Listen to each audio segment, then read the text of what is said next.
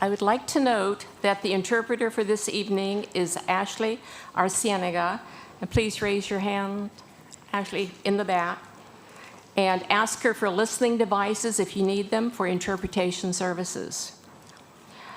Antes de llamar a la Junta a orden, me gustaría notar que contamos con servicios de interpretación para esta Junta y la señora Ashley Arcienega está sentado atrás.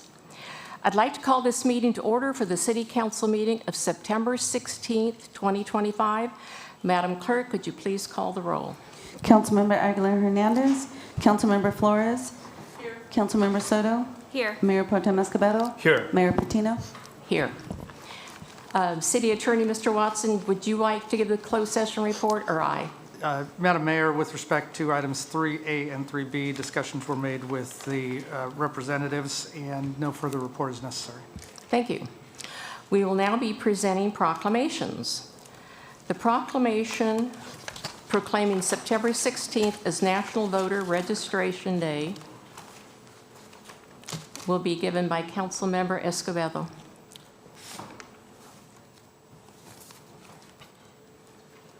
Thank you, Madam Mayor. Whereas voting is both a right and a privilege in the United States and the essence of our democracy, and whereas the value of voting in local, state, and national election is an opportunity to express a citizen's voice on community, state, and national issues, and whereas National Voter Registration Day is celebrated in September 16, 2025, and this year the ballot will include a special election in November 2025 and in March 2026 primary elections for local and state offices. And whereas the local League of Women Voters encourages voting and expanding voters' rights and will be conducting public forum in advance of the November special election. Now, therefore, Alice M. Patino, Mayor of the City of Santa Maria, hereby declares September 16, 2025 as National Voter Registration Day in the City of Santa Maria and encourage residents to support efforts that protect voting rights and ensure full access for all. And here to receive this proclamation, we have Lisa Thornhill, who is the second Vice President of the League of Women Voters of North Santa Barbara.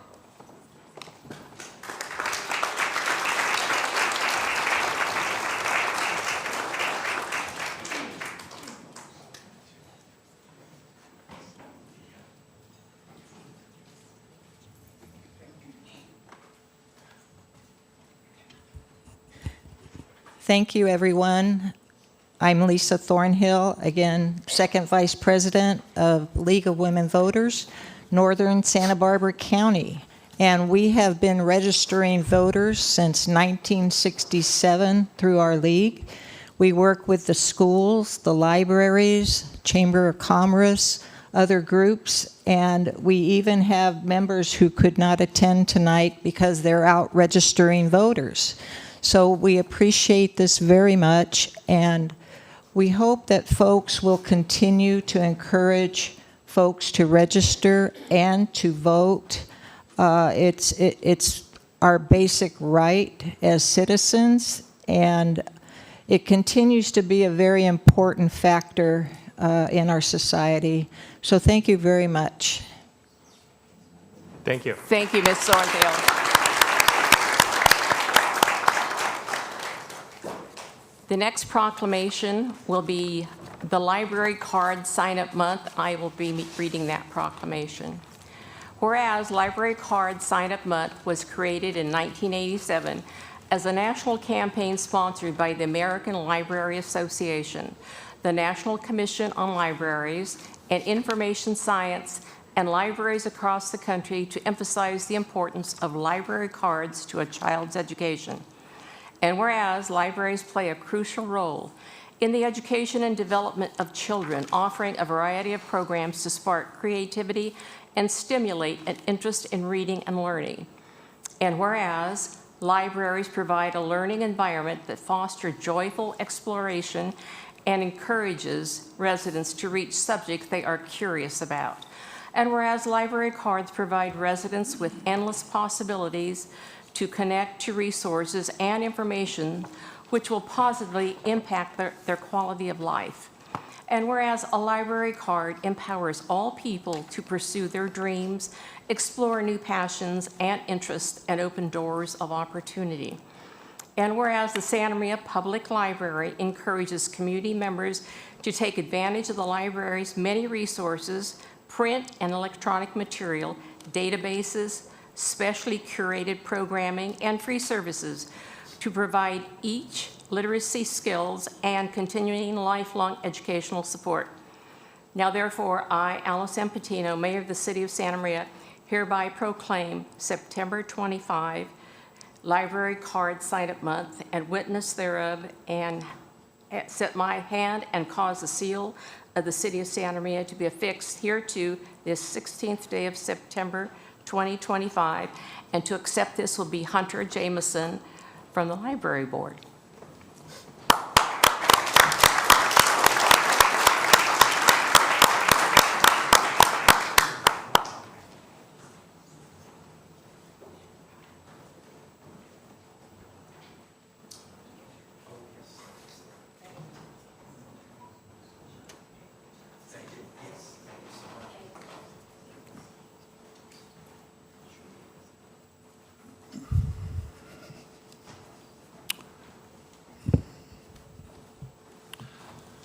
Good evening, Mayor Patino and council members.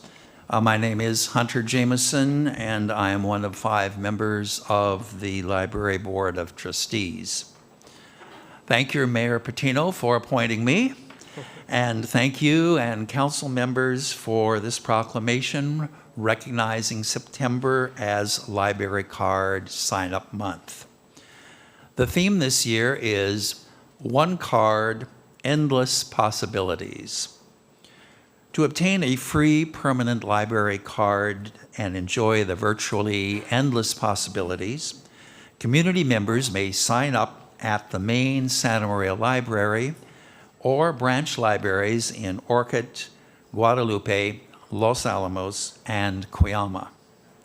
People also may sign up when the Bookmobile makes one of its 11 regular weekly stops taking books to our community, or may even begin an application online through the library's website. The Santa Maria Public Library is committed to helping parents teach their children to learn to read and to encourage reading throughout life. The Library Youth Services area in Santa Maria has books for every age group and reading level for young people, including a designated teen zone. For the youngest children, besides toddler time and a preschool story time, the library provides literacy kits for parents to take home that include books and activities for tiny tots through preschoolers. Other instructional aids include STEAM kits to support learning about science, technology, engineering, art, and mathematics. Another library literacy incentive was the recent summer reading program, which attracted over 600 youth, ranging from early learners through teenagers. Cardholders, both youths and adults, can access many online resources, such as digital books, both fiction and nonfiction, newspapers, magazines, audiobooks, movies, music, research databases, ancestry information, and job-seeking aids. Also available is the Library of Things, which lets inquirers check out and try at home items such as a violin, sewing machine, digital camera and microscope, telescope, GoPro, and a Dremel rotary tool. Several assistance initiatives meet specific needs, such as after-school homework help for kindergartners through 6th graders, tech help for adults on weekends, aid for veterans and their families to connect with resources to receive deserved benefits, and appointments to process applications for new passports. Patrons can even check out a state parks pass for free admission. During this library card sign-up month, the Santa Maria Public Library invites all community members without a library card to go to a library, sign up, and start enjoying endless possibilities. Thank you.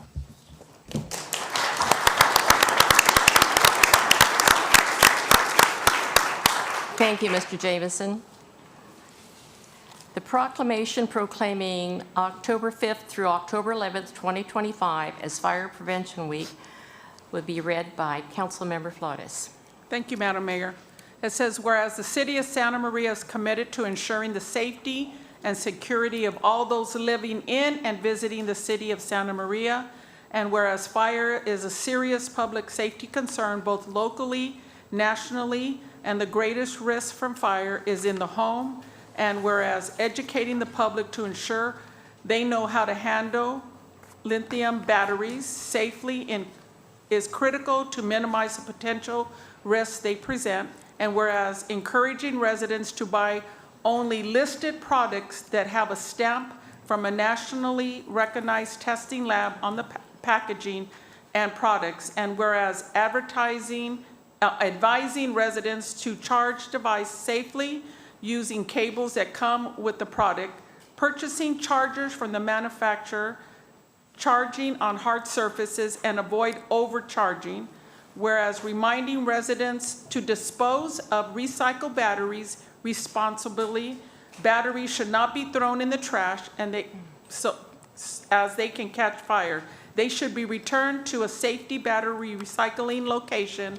And whereas the Santa Maria Fire Department is dedicated to reducing the occurrence of home fires and home fire injuries through prevention and education, and whereas the 2025 Fire Prevention Week theme, Charge into Fire Safety, lithium-ion batteries in your home, serve as a reminder that care should be taken when purchasing, charging, and disposing of lithium batteries. Now therefore, I, Alice Patino, Mayor of the City of Santa Maria, hereby recognize October 5th through October 11th, 2025 as Fire Prevention Week.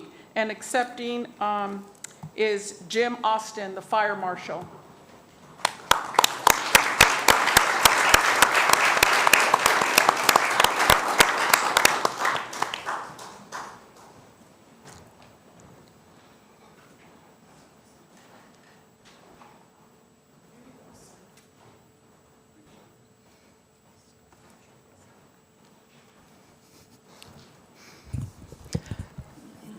Madam Mayor, honorable council members, thank you for this proclamation.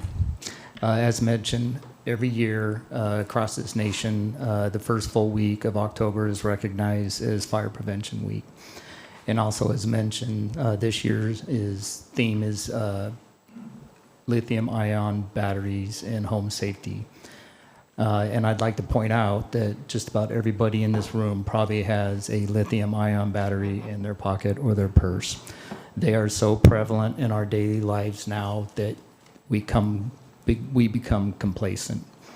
In the number of years that I've been investigating fires related to batteries, I've had a number that were related to overcharging. So if I could get you to take one thing from all of this, is when your battery is charged, unplug it. I can't tell you how many times I've actually had that be the cause. And I'd also like to invite you, and here's a shameless plug for Chief Williams, we will be at the Cars and Cops event, car show, October 11th, and we will have a prevention booth there.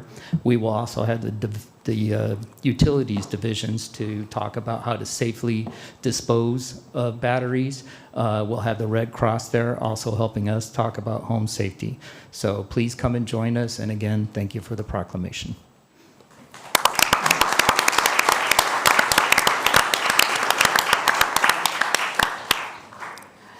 proclamation proclaiming October 6th through 12th, 2025 as Active Aging Week will be presented by Councilmember Soto.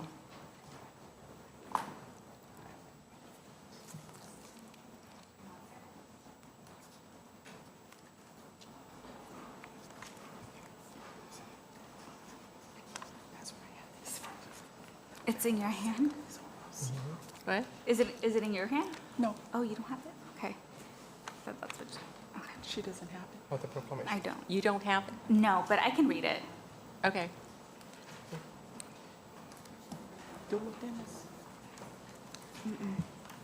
I don't know if, maybe it was,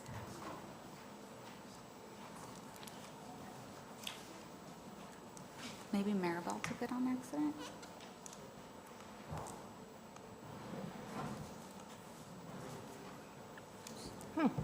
It, should I read it? Okay. You can go ahead and read Okay. it. Whereas Active Aging Week is celebrated nationwide for all to appreciate the myriad of benefits of adopting a healthier lifestyle.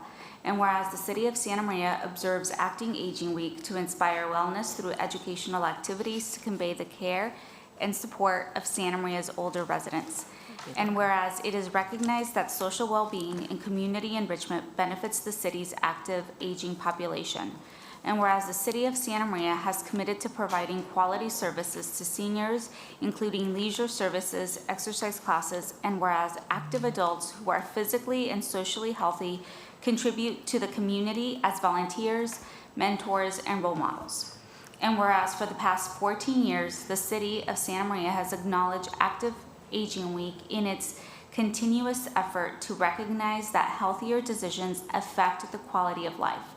Now therefore, Alice Patino, Mayor of the City of Santa Maria, hereby proclaims October 6th through October 12th as Active Aging Week in the City of Santa Maria, representing all dimensions of wellness with a focus on physical activity, life enrichment, social well-being, outdoor recreation opportunities, and community engagement for the senior population and future generations. And This proclamation you must be Doreen Oriel? Oh, you're Doreen, okay. And so Doreen is accepting, and we will get it to her. we will have to get that to you, but we would certainly like you to come to the microphone and speak. Good evening, City Council and Madam Mayor. I'm Stephanie Salcedo. I'm one of 3 recreation supervisors here for the Rec and Parks Department, and I have the privilege to provide senior opportunities and programs for them to engage in. And I'm going to keep mine short and sweet because I really want you to hear from Doreen, or as we lovingly call her, Cali Girl. But I am proud to say that our center is a cornerstone for active aging in our community. Just this past summer, we had over 6,500 visits at our center. And they participated in various opportunities like balance and mobility, yoga, dance fitness, pickleball, tennis, table tennis, ukulele, brush and beyond, and muscle cinema, as well as knit, chat and crochet, duplicate bridge, bunco, grief support, and daily nutrition lunch programs. And we don't do this alone. We have partners such as Allen Hancock College, the Santa Barbara Food Bank, Dignity Health, and the Central Coast Commission for Senior Citizens. I think I got their name right. And they help us provide programs from 9 to 4, Monday through Friday. So I'm going to be quiet, and I'm going to turn it over to Ms. Doreen.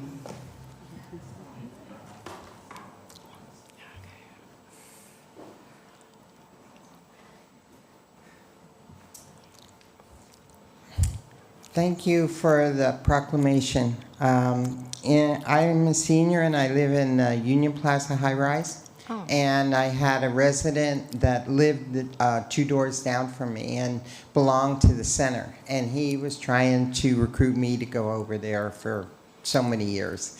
and I was just staying in an apartment, you know, and not doing anything. So I started out going over there for the lunch programs. They have great lunch programs over there. And one thing I started enjoying the people and talking and making friends, and I've been in the crocheting class, the cooking class, and they had a special party for the Golden Girls, and just to be able to be involved in all that stuff and get out of your apartment is great. And it's a great program, and I love it. I don't know why I never joined earlier, but I was, you know, didn't think I needed to, but it is great. With me, I have a disability, so I can't really do like the pickleball and stuff because I can't bend my knee, but I find a whole bunch of other activities that I can do. So it's a great program, and thank you very much for the Proclamation Award. Thank you.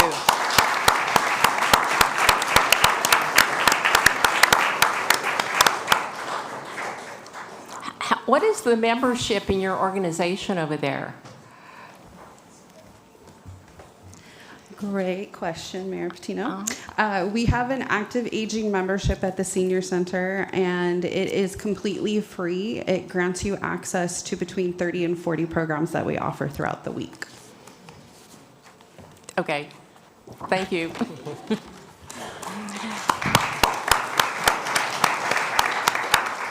The next proclamation is proclaiming September 12th, 2025 as Avid Day, being read by Councilmember Soto.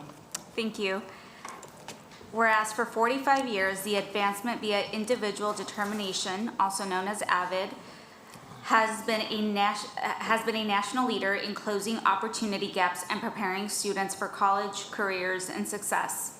And whereas the AVID College Readiness System represents a significant and long-standing investment in our city's future, with a foundational partnership in our community for over 25 years, serving thousands of students across 11 schools in the Santa Maria Bonita and Santa Maria Joint Union High School districts. And whereas AVID in Santa Maria champions educational equity, with about 81% of local high school AVID students on track to be the first in their families to graduate from a four-year university, creating a powerful legacy of upward mobility. And whereas the strength of Santa Maria's AVID system is built upon its passionate educators, with hundreds of teachers, counselors, and administrators having participated in rigorous AVID professional development to foster a united college-going culture in our schools. And whereas the results of this dedication are clear and compelling, as demonstrated by the most recent graduating class, of which 95% were accepted to a four-year college or university, and collectively earning thousands of dollars in academic scholarships and grants. And whereas the AVID program cultivates the next generation of engaged citizens and leaders whose contributions will be essential to the future prosperity, innovation, and civic health of the city of Santa Maria. Now therefore, Alice Patino, Mayor of the City of Santa Maria, hereby proclaims September 12, 2025 as AVID Day in the City of Santa Maria, and encourages our residents to recognize and celebrate the immense contributions of the AVID program, its dedicated students, educators, and supportive families to the success and vitality of our community. And to be accepted, we have Robin Elak, instructional coach and AVID site coordinator at El Camino Junior High.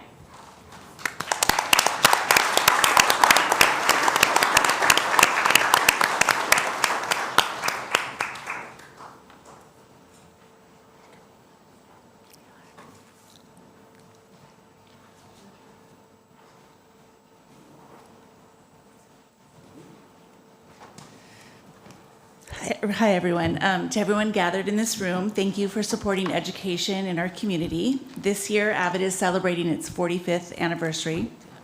What started with 30 students at a high school in San Diego, California in the fall of 1980 is now an international program that serves over 2 million students. Because of AVID, I have seen firsthand how powerful a system of support and individual determination can be for the students in Santa Maria. AVID educators go the extra mile for many students, giving them the tools and confidence to take on rigorous coursework. It's not just about getting into college, but empowering students to advocate for themselves and build the skills they need to succeed. AVID helps unlock the magic of learning for a new generation of students, and being a part of that journey is incredibly rewarding. Thank you for honoring all AVID educators and students in our community. Thank you.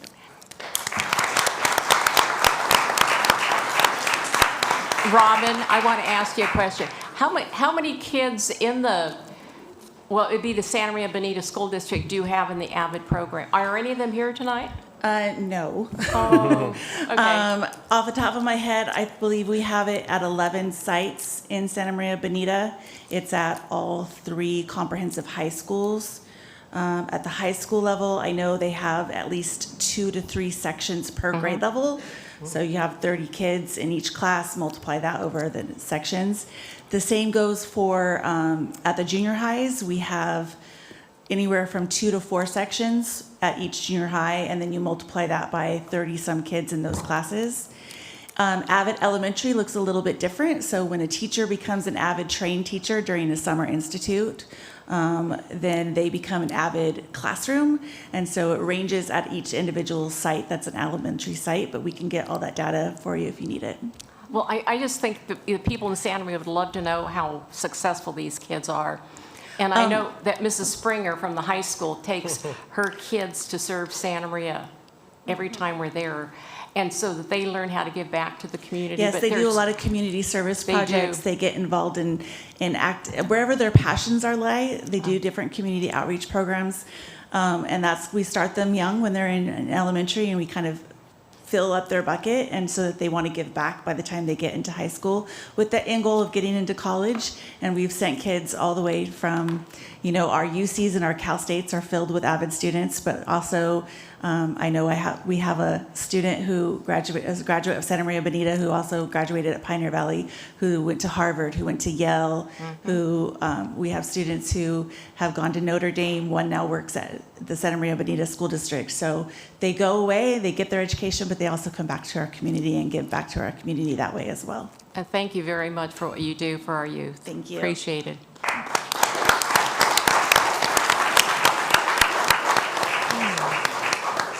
So the next item will be a presentation of businesses of the quarter. Councilmember Soto and Escobedo will be making the presentations along with the Chamber of Commerce.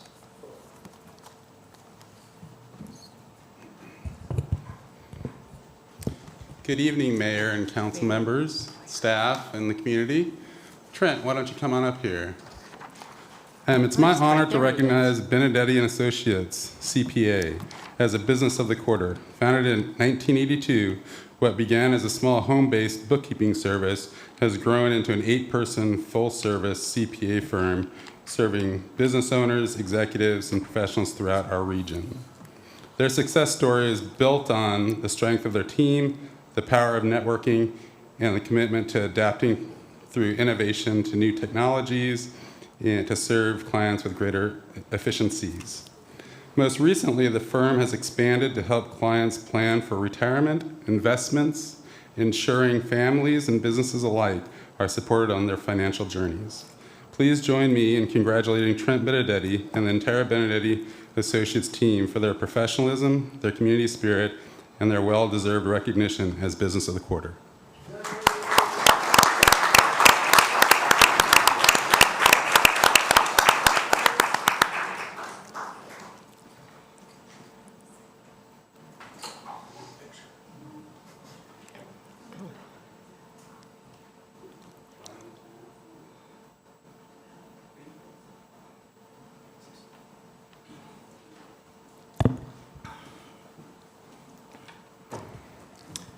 Mr. Boyle, thank you.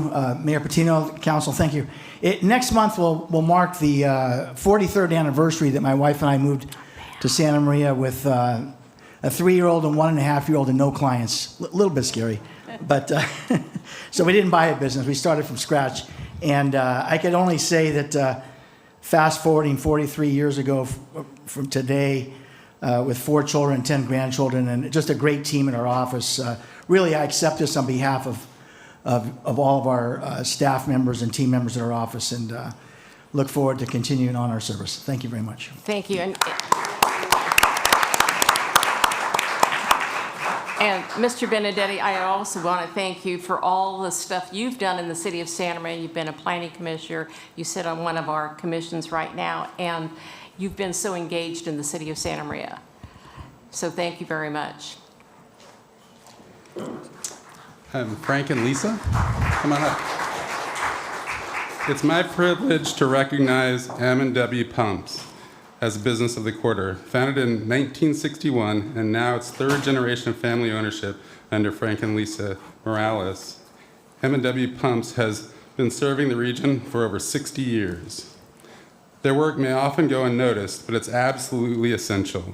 From farms to greenhouses to golf courses, the pumps they install provide water for homes that aren't connected to public water sources, car washes, laundromats, hotels, and so on. What makes M&W Pumps truly special is not their technical expertise, but their pride in carrying forward a family tradition of service, reliability, and commitment to the community. Please join me in congratulating Frank and Lisa and the entire team at M&W Pumps in this well-deserved recognition as Business of the Quarter.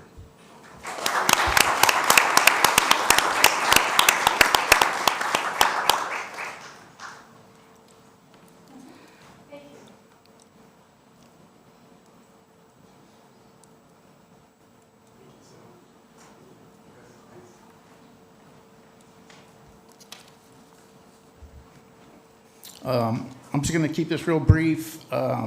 We would address better, but we came straight from work, so we're a small family business, and you know how that goes. But we thank you very much for recognizing us, and we truly do appreciate this. We're both lifelong residents of Santa Maria, so we do appreciate it. Thank you. Mr. Morales, before you take off, what about letting us know where we can find your business? It's a promotional.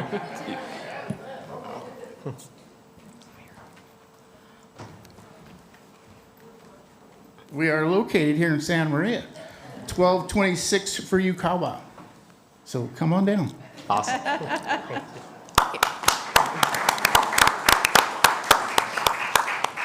Thank you very much for being part of Santa Maria. It's the small business that is the backbone of any community. My husband and I were in the second generation of a family business, and I know many times you work 8 days a week, 24 hours a day, and you're always on call. So I can appreciate when you say you just came from work. So thank you very much, because it's tough. It's really tough out there for the small business. But thank you. The next item of the agenda is public comment. Madam Clerk, will you please read the criteria? Speakers may provide public comments on any matter within the subject matter jurisdiction of the City Council. Each speaker will be limited to 3 minutes, maximum 15 minutes for public comment period. Unless a majority of the council objects, the mayor may provide speakers more or less time to speak. All comments or inquiries shall be addressed to the council as a body and not to any specific member thereof. Pursuant to Government Code 54954-282, the Ralph M. Brown Act, no action or discussion by the City Council shall be undertaken on any item not appearing on the posted agenda, except to briefly provide information, ask for clarification, provide direction to staff, or schedule a matter for a future meeting. Thank you. I have 3 speakers. First will be Francisca Camarillo.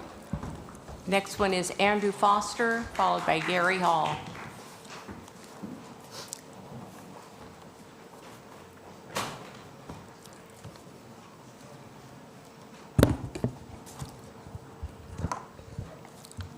Good evening, Mrs. Camarillo.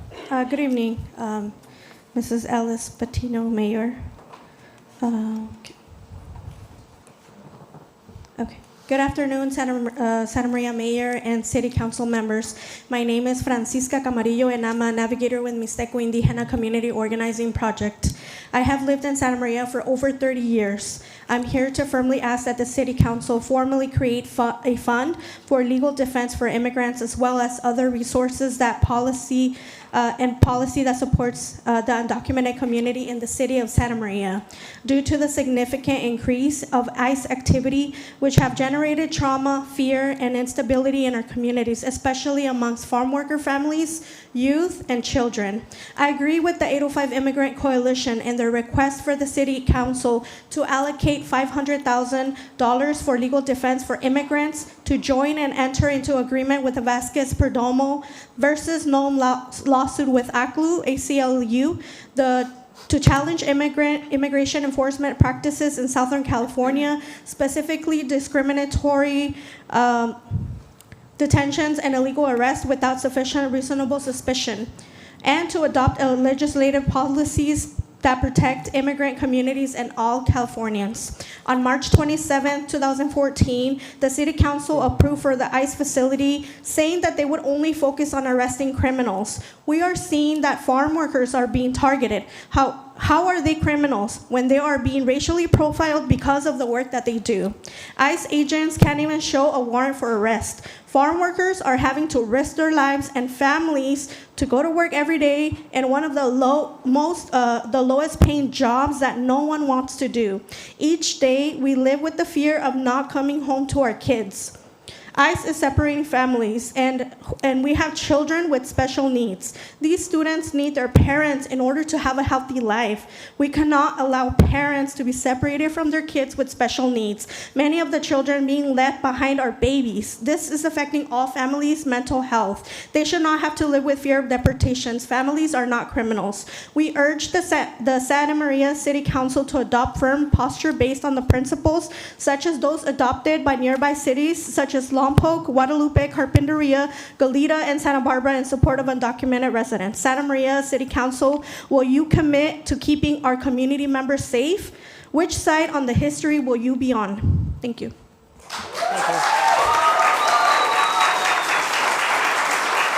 Andrew Foster, followed by Gary Hall. Good evening, Mr. Foster. Okay. Okay, can everybody hear me? I can. Okay, I'm here tonight to address my grievances with the way the Santa Maria Police Department government employees are applying and enforcing unconstitutional government laws, rules, regulations, policies, remedies, mandates, ordinances, or their personal beliefs of the law, even if it's contrary and notwithstanding as the Constitution demands. Last month, on the 13th of August, I tried for the second time to apply for my Social Security benefits, and the second time they violated my rights. Mr. Lopez threatened me with physical removal if I didn't leave without committing a crime. They, as judge and jury without due process, found me guilty of failing to follow a sign posted on the door and are enforcing a punishment on me by not allowing me to use their services inside the building. Okay, I'm going to go to 51. California Civil Code 51 is the discrimination law, which is the business's right to refuse service. They don't have that right. Okay, all persons within the jurisdiction of the state are free and equal, and no matter what their sex, race, color, religion, blah, blah, blah, are entitled to the full and equal accommodations, advantages, facilities, privileges, or services in all business establishments of every kind whatsoever, including government business. California Civil Code 51.7 is a subsection and shall be known and cited as the Ralph Civil Rights Act of 1976. So next year will be 50 years. All persons within the jurisdiction of this state have the right to be free from any violence or intimidation by threat of violence committed against their persons or property because of political affiliation or on account of any characteristic listed in or defined in subdivision B or E of Section 51, the discrimination, or position in any labor dispute, or because another person perceives them to have one or more of these characteristics. Identification in the subdivision of particular basis of discrimination is illustrative rather than restrictive, which means they're just examples. For the purposes of the subdivision, intimidation by threat of violence includes, but not limited to, making or threatening to make a claim or report to a peace officer or law enforcement agency that falsely alleges that another person has engaged in unlawful activity or an activity that requires law enforcement intervention, knowing that the claim or report is false or with reckless disregard for the truth. or falsity of the claim or report. Okay? Now let's go down to waiving of rights in public. Okay? Any waiver of any legal right, penalty, remedy, form, procedure, or violation of this section, including that right, filed, pursuit, civil action, or complaint with, or otherwise notify the Attorney General or any other prosecutor or law enforcement agency, Department of Fair Employment or Housing, or any other government entity, which is you, okay, shall be knowing and voluntary in writing and expressly not made as a condition of entering into a contract for goods or services. Thank you, Mr. Hall. Or services as a Mr. condition Foster. of providing or receiving. I need to get through this. Mr. okay? Foster, you have 3 minutes, and your 3 minutes are up. Well, under the Thank you. Constitution, I have the right Yes, you to do. speak here. Yes, you and do. the Constitution does, I got a copy of the Constitution if you like to read it. Show me where it says rights are limited. I'm limited to 3 minutes on this right to speak. Where is that? No. I'm expressing my grievances. I was arrested in the public library Okay, in Mr. 2021. Foster, your time is up. Mr. Foster, The People versus State of California versus Andrew Foster, okay? On the above date of 2021, the crime of trespass or refuse to leave private property, who did unlawfully commit a trespass by refusing to leave land or property belonging to an unlawfully occupied by another, not open to the general public. I was in the library. This is perjury. Perjury. thank you, Mr. Nobody Foster. cares. Thank you. Well, we'll go, they can vote. You can vote up there to give me a little more time, can't you? You can vote to give me, at least 3 people can vote. Can I have more time? Your 3 minutes is up. They said I can have more time. Nobody wants to vote? Nobody cares? Okay. I would like to request a meeting with the chief so we can discuss this. Okay, thank you. I've tried. I've contacted the police department. They told me if I didn't leave, I would be arrested for trespassing in a public building. You're right now telling me Okay. I am being civil. 3 minutes. 3 minutes is not enough to express my everything. Okay, yes. Can I? We get the. Go ahead. Oh, Mr. Escobedo? I mean, Mr. Andy, you mentioned that you would like to have a meeting with Chief. Okay, so let's work on that. And then you can discuss. I would personally follow up with your request. Here's a copy of what I'm saying, all the stuff I've got, all the crimes that they committed, right here. Thank you. Each 5 members and the chief. Thank you. Yeah, absolutely. Okay, and you've got my number. I'm in the internet. Oh. Mr. Hall?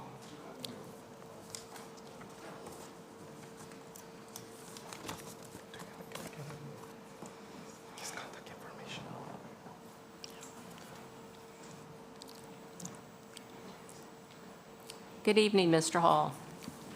Good evening. I don't have anything clever to say, so good evening, Madam Mayor, council members and staff, and the citizens of Santa Maria. My name is Gary Hall. I'm a resident of Rancho Buena Vista Mobile Estates at 2135 North Railroad Avenue here in Santa Maria. I represent the North Santa Barbara County Manufactured Homeowners Team, or NSBT. That is the same organization I represented when I first stood at this microphone nearly 7 years ago. Our goal then, and it remains true today, was to provide protection to all Santa Maria mobile home residents presently living in an unregulated rental market. The response then was the creation of the 2020 Model Lease and Enforcement Agreement with all its flaws, which were approved over our objections. Since then, the Model Lease program has proven to be ineffective in protecting homeowner equity and maintaining affordable mobile home housing, which of course was what it was intended to do. Then 3 years ago, this council passed a motion with the intention of improving the 2020 Model Lease or replacing it. That improvement attempt has failed. We believe it's now time to look at replacing the Model Lease with an honest-to-goodness mobile home rent stabilization program, a uniform, mandatory, and enforceable program much like those in our neighboring city and county jurisdictions. A program that protects the residents by maintaining affordability while still providing the park owner with a fair return. We also believe that Santa Maria mobile home seniors deserve the same protection from conversion that is being provided to the seniors in unincorporated Santa Barbara County. In August of 2024, I brought to your attention the inappropriate attempt by the new owner of Del Cielo Senior Mobile Home Park in Orchid to convert that senior park into an all-age park. Fortunately, the Santa Barbara County Board of Supervisors took the appropriate action, and on July 15th of this year, they passed the Senior Mobile Home Park Overlay Ordinance Amendment, a permanent fix, and completed in less than 1 year. In a similar action, I believe Santa Maria could also revise existing Title 12 zoning ordinances and add the overlay provisions. This would protect the Santa Maria Senior Mobile Home Park residents from the kind of conversion attempted at Del Cielo. I have discussed this with many of you and the Community Development Department staff, and I am hopeful that a report and some action is forthcoming. Let's add mobile home rent stabilization and senior mobile home park conversion prevention to a future meeting's agenda. Thank you, Mr. Hall.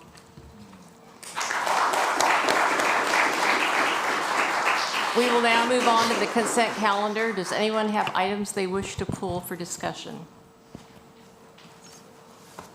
No. I would like to pull item number 12E11. And it's just for information. It's an adoption of a resolution approving a memorandum of understanding with San Luis Obispo Council of Governments and the City of San Luis Obispo for a pilot route express transit service between Santa Maria and San Luis Obispo. So that'll go. Do you want to tell us about it? I think the people of Santa Maria needs to know what's going on with the bus because it'll be going from Santa Maria to San Luis. Thank you, Madam Mayor, Thank members you. of the council. We're actually very excited to announce that we have a memorandum of understanding before the City Council that would memorialize our arrangement with our counterparts in SLO County for us to deliver a new service that goes between our two communities. We know that our communities are quite economically intertwined, and we see it every day in our highway system, the amount of volume of people driving to SLO County for work, education, or entertainment. This new express route will now help a lot of our commuters who live here but work there or vice versa. And this is just a way, again, to alleviate congestion and I guess also make it easier for the commute for the rider. So where is the transit center in San Luis? Because we know where our transit center is. Right. We have a beautiful dedicated facility in San Luis Obispo. They have it adjacent to their city hall, which is 919 Palm Street. And so Okay. adjacent to their building, we'll be pulling up. Okay, thank you very much. Thank you. Appreciate it. Yes, Mr. Escobedo? Yeah, I would like to pull, the 12A2, approval for minutes. I would like to, since I didn't attend last council meeting, I would like to abstain from that item. Okay. Which one? The minutes The minutes. from last council meeting. Oh, Okay.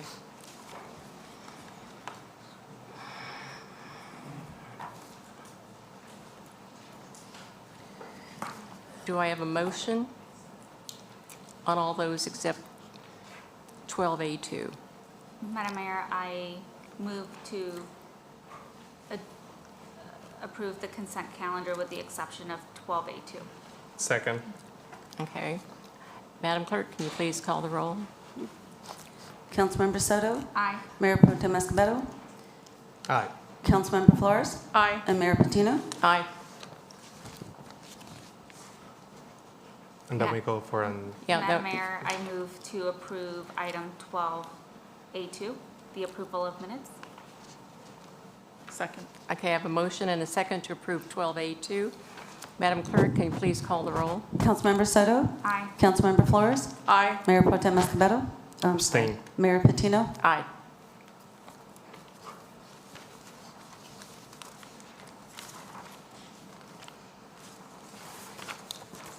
Okay, the next item on the agenda, we will consider making an appointment to the Recreation and Parks Commission.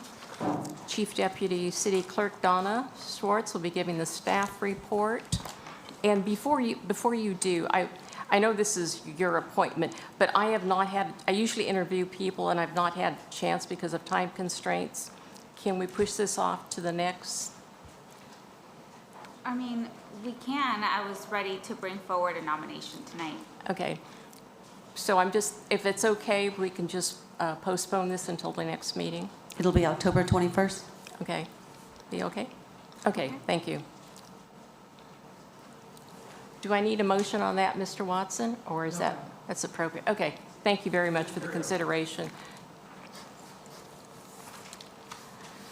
The next item is a public hearing regarding block grant funding priorities.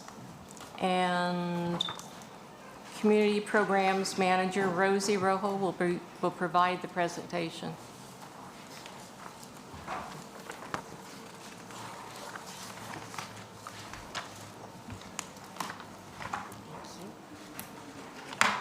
Good evening.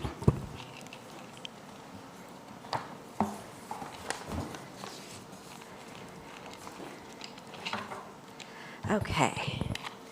Good evening, Madam Mayor, members of the City Council. Tonight, staff is requesting that the City Council adopt a resolution accepting the Block Grants Advisory Committee's recommendation for fiscal year 26-27 Community Development Block Grant funding priorities and approve the use of CDBG funding, capital funding for 26-27 for a city-related public facility project. Some background for you. Each year, the Block Grants Advisory Committee reviews the priorities outlined in the city's 5-year consolidated plan. The committee evaluates the unmet needs in the community, and then funding priorities help guide decisions on which projects and services will make the greatest impact to Santa Maria residents. On July 14th, staff hosted a community needs workshop. Local service providers highlighted unmet needs, which included affordable housing, at-risk youth, the elderly, seniors, and services for the unhoused. Based on the information obtained at that time, the Block Grants Advisory Committee voted to keep the existing priorities and not modify them. So on your screen, you will find 2 of the 4 priorities. So we have prevent homelessness, address critical needs, assist at-risk youth, the elderly, and the underserved populations, expand educational development opportunities. And then the other 2 include provide affordable housing and revitalize existing neighborhoods. I would like to note that the priorities are not listed in order of importance, but itemized for referencing purposes, and priorities A and B will be considered for CDBG public services funding. Staff also recommends reserving most of fiscal year 26-27 CDBG capital funding for city public facility projects that serve the entire community, with an emphasis on low to moderate income residents. The recommendation is to continue funding the Santa Maria Sports Complex. It's already received 2 years' worth of CDBG funding. We're asking for a third. Historically, about half of CDBG capital funding has supported nonprofits. However, HUD regulations allow the city to allocate capital funding towards city projects that meet community needs. The council may choose to amend the priorities. However, a few things to consider. Changes would differ from the Block Grants Advisory Committee's recommendation and the city's adopted 5-year consolidated plan. Revisions may not align with the community input received, and any delay in adoption could postpone the upcoming CDBG funding process. If council approves tonight's recommendations, on Thursday, September 18th, a notice of funding availability will be released. On Thursday, October 2nd, mandatory pre-application workshop will be offered for all public service applicants, and applications will be due Sunday, November 23rd. This concludes the report. I'm available for any questions you may have. Any questions from the council? I do. Yeah, Ms. Soto? Have we seen any cuts to CDBG funding from No. the federal government? Great. And we've had good communication with our contacts? Yes. Councilmember Soto, we have had great communication with our CDBG contact in the LA office. Great. Thank you. Ms. Rojo, when we get, okay, we'll be going in the third year on funding on the sports complex. How much is that going to cost? The sports complex? What is the price tag on it? Yeah. That would be better answered by a representative from Recreation and Parks because I believe the needle keeps moving up. So I'm not quite sure what the total Okay. is at this time. I want, oh, great, thanks.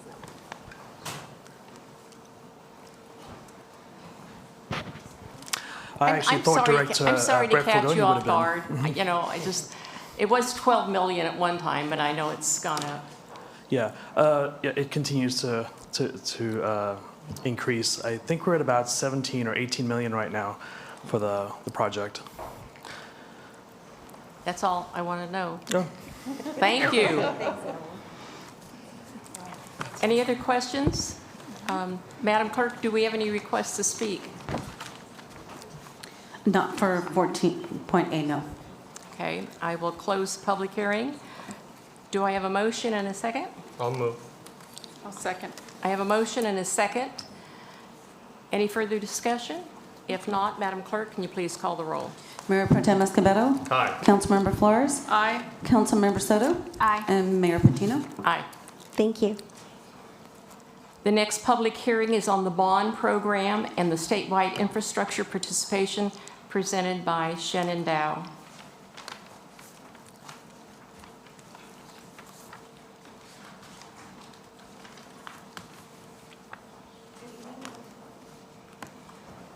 Good evening, Madam Mayor and City Council members. Tonight, I'm bringing you a proposal for 2 new economic development tools to further the City Council's goals for a new approach to economic development, and these come at no cost to the City of Santa Maria. First, some market context. As we're all aware, mortgage interest rates have gone sky high in recent years, but you may not be aware that speculative residential construction rates are even higher. So what we're hearing from the development community is that these rates have gone from when they were starting to plan their projects back in 2020 from about 8% on up into the high teens today. So they are continuing to look for new low-cost opportunities to obtain financing and identify opportunities to fund gaps in their projects. Community facilities districts are one avenue to provide funding for these projects. Community facilities districts can fund a number of eligible costs for infrastructure as well as impact fees. These include streets and sidewalks, sewer and water treatment capacity, water and sewer lines, flood control, parks and open space, street lighting, school facilities, and ongoing funding and services. There are several steps to CFD formation. The developer would submit an application to participate, and then the external entity of the programs we're proposing would work with the applicant to determine which fees are eligible. Then the city would approve the project's participation, so this would not happen without the consent of the city. CFDs would then be established by that external entity, and the formation is funded fully by the developer. Bonds would then be issued to fund the infrastructure and fees. Project and associated infrastructure would be constructed, and finally, the bonds would be repaid over time through these assessments. CMFA and the BOLD program, the first program we're proposing is through the California Municipal Finance Authority. This is a joint powers authority with public agency members throughout California, including the city of Santa Maria. It established the Bond Opportunities for Land Development, or BOLD program, to facilitate economic development and advance key projects by leveraging tax-exempt bond financing.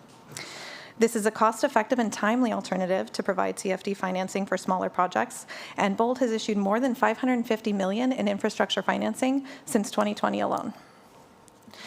The similar program that would provide, both of these are very similar, however they provide some nuances that are different that some developers may prefer one over the other. So the next program we would be adopting is the California Statewide Communities Development Authority. The CSCDA is a joint powers authority with 530 public agency members in California, also including the city of Santa Maria. And it is sponsored by the League of California Cities and California State Association of Counties. The Statewide Community Infrastructure Program, or SCIP, was established in 2002 to allow property owners in participating jurisdictions to finance development-related fees through a pooled special assessments district program. That program has since expanded to include direct financing of public capital improvements in addition to fees, CFDs, and options to finance public services. This program has issued more than $1 billion in land-secured special assessments and bond funds for development projects since its inception. There are a number of benefits to the development community for these programs. First and foremost, it facilitates financing. With difficulties to accessing financing today, this can help close the gaps in funding so that they can actually make projects happen that otherwise might not be feasible. Additionally, there's flexibility. Property owners can choose to pay off these assessments at any point in time without any penalties. For home buyers, funding the infrastructure costs through special assessments can make it easier to qualify for mortgages. And finally, these offer funding for smaller projects. If an individual project were to go for bond financing, it would need to be significantly sized, but these programs can offer it to projects as small as $500,000. There are also a number of benefits to the city. First of all, it's business friendly. This provides a new tool in our toolkit to attract economic development consistent with our goals. It facilitates development, allowing for the construction of projects and provision of amenities to residents that might not otherwise be feasible. There's no financial obligation at all. There's no risk to the city. The bonds are issued by the CMFA and CSCDA, and they're secured by assessments on real estate. There's minimal administration. It's all performed by the external JPAs, from district formation to bond issuance and the ongoing administration. We just play an approval role at the beginning of the process. There's immediate revenue. So this funding model provides for upfront payment of impact fees and the infrastructure instead of working out a payment schedule with a developer. So we would, our city's cash flow would be improved for these infrastructure improvements. And finally, it offers a competitive advantage. This tax-exempt financing fosters the attraction of projects to Santa Maria over cities who may not offer this program. I'm available for any questions. Any questions from the council? Well, thank you. Great report. Thank you. Thank you. I'll open this for a public hearing. Are there any requests to speak or written comments? There's no request to speak, but I did receive one written comment from an Eric Justisan, and I just want to announce that any written comments that are received by us by 2 o'clock of the meeting date will be posted the next morning on the agenda, on the agenda page on the city's website. Thank you. Okay, I will close public hearing. Do I have a motion? I move. Do I have a second? I second. Okay, I have a motion and a second. Are there any further discussion? Hearing none, Madam Clerk, can you please call the roll? Mayor Pro Tem Escobedo? Aye. Councilmember Flores? Aye. Councilmember Soto? Mayor Patino? Aye. Thank you. We'll move on to the regular business portion of the agenda. The next item is a discussion on a request to form an immigration ad hoc committee, and the city manager, Dave Rollins, will start the discussion. Thank you, Madam Mayor and Council. This item was asked to be brought back for City Council to discuss amongst themselves. They wanted to move forward with creating an ad hoc committee on immigration. If City Council wishes to do something like that, we would need to come back at a later meeting date to actually establish and create the actual committee. Tonight is to have a discussion on which direction you would like to direct staff to do. Thank you. So we have... Madam Mayor? Yes, go ahead. I know that Councilmember Hernandez was another council member who wanted to see this on the agenda today. I was wondering if we could postpone the item until at another day when she's here. I have no problem with that, but we have people that want to speak. Do you want to have them speak? Yes. Okay, we have 25 speakers, so I'm going to, what is the pleasure of the council? Because that's a lot of speakers, 3 minutes. Do you want to cut it down to 1 minute? 1 minute. 2 minutes? What do you want? How many? 25. 25. What time is it? I would say give them the full 3 minutes. I don't mind it 3 minutes. Okay, if anyone can say what they need to say in a minute, you can be at the front of the line. No takers? Okay. Others? There might be a couple. I couldn't hear that. What? Oh, Well, okay. who wants to go first with a minute? Well, I don't want to put you last with the 1 minute. We gotta take her. So come on up and you can go, come on up, you can go first. There's also, Oh, that's the one. here in the front? Yeah. Okay. And then everybody else, three. Somebody wants to begin with? Everybody else, three. Okay, so if you'd like to do 1 minute, you can just get in line up here and just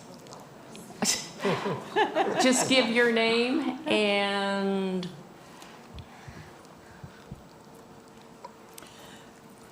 Thank you very much, Madam Mayor and City Council members. My name is Cynthia Lara. I'm a member of the grassroots organization known as the Buena Vista Beautifiers. Our group works with Rec and Parks to support our historic Buena Vista Park. Can you hear me okay? Sure. Oh, okay. Buena Vista Park is the backyard for 7,000 residents in a half-mile radius, many of whom are the workers who put food on our table and work in small local businesses in our area.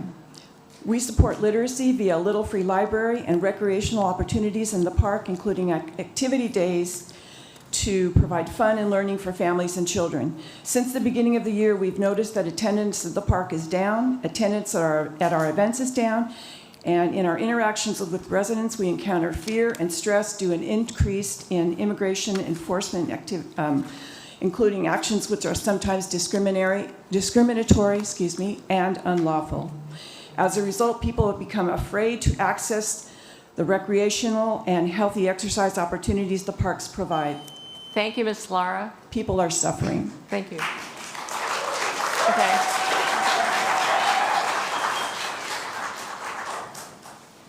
Hello, my name is Brenda Garcia. I'm a proud member of, community member of Santa Maria. And I just want to honor Jaime Alanis, a 57-year-old farm worker, tragically died from injuries sustained during an ice raid on July 12, 2025.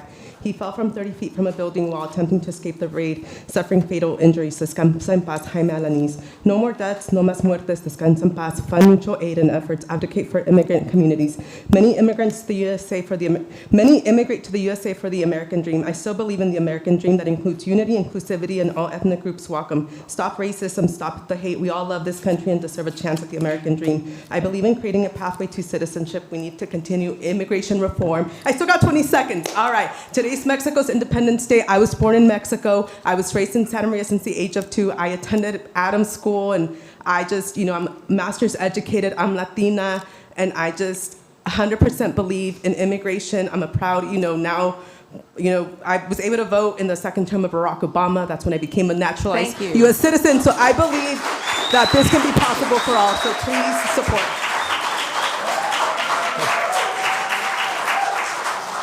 And we know you're a woman because you can say everything you need to say in a minute. So thank you.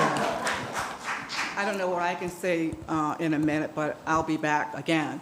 Thank you, officer, Highway Patrol, whoever officer here. We do appreciate your service. But I'm here on behalf of the citizen of Santa Maria and the United States of America. What is your name, please? My name's Guinevere Cannon. Okay, thank you, Guinevere. You're welcome, Mayor. I am suggesting that we do not abolish ICE. We do not kick ICE out of 805. I think the law enforcement here should participate with ICE to keep our city clean and safe until the criminals are actually deported out of here, whether you're black, white, Hispanic, no matter who you are. We need to make sure that our cities are safe. I don't think I need the microphone because I talk real loud. Okay. We need to make sure that our cities are safe for the protection of our children. This is not just for mom or grandma, but protection of this next generation that is coming up. Thank you very much. Thank you, Guinevere. Okay. Good evening, council members. My name is Teresa Suarez. I am one of the coordinators for the TQ Youth Program for MyCup, and I'm a member of the 805 Immigrant Coalition. Council Member Escobedo, last year I saw you speak at a conference where you shared your experience, how you work at the fields, attended Ellen Hancock College, and eventually graduated, and how you worked at the fields. And that sounds very inspiring to see Latinos in leadership who have directed experience being a farm worker, as the story resonates with many of us because it reflects the struggles and resilience of our community. However, now that you hold a position of leadership, we ask that you do not forget your roots and struggles. Our Latino and Indigenous communities does not have the privilege to skip a day of work because, as you may know, la fresa no espera y la renta no espera. As a member of the Latino community, we ask that you stand with us and continue to support the community that has carried much of the work here in Santa Maria. As leaders, you have the opportunity to be the example Thank for you. the youth who look up to you. Thank you.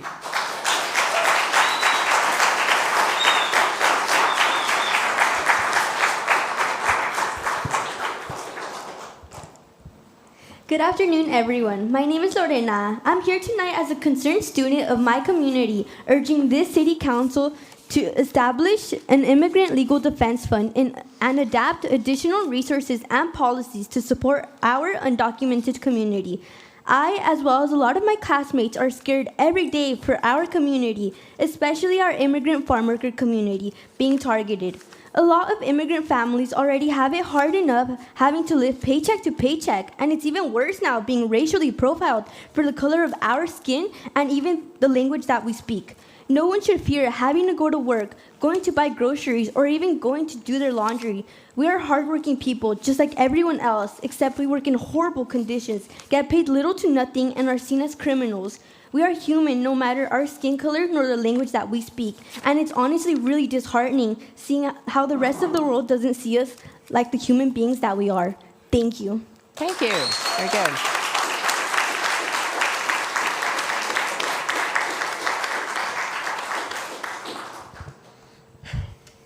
Good evening, council members and mayor. I'm Jonathan Arenas Leon. I came to you as a youth leader at college, but I also come to you as a student from Santa Maria High School.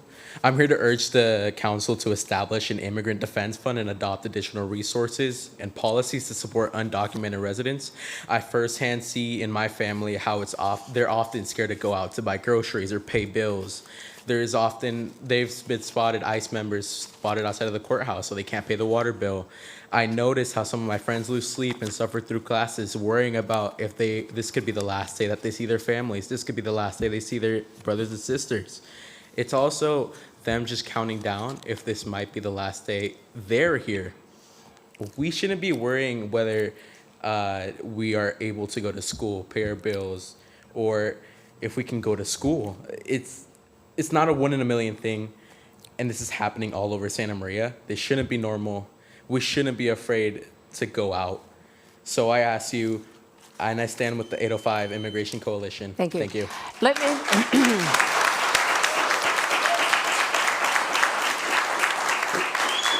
I need to remind you, this is a discussion of whether or not to have an ad hoc committee.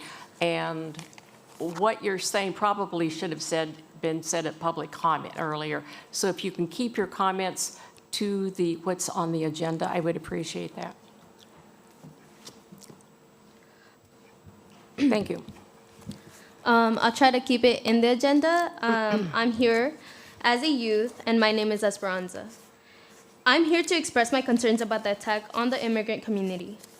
As you know, or may have heard, there has been a lot of conversation on ICE being around town. This causes a lot of the youth and my peers to go in position as for their parents to make income for their families. They work their backs just to make a living, so their parents aren't at risk. The fact that this is happening is unacceptable, and the major issue is that ICE is racially profiling anyone that might look undocumented.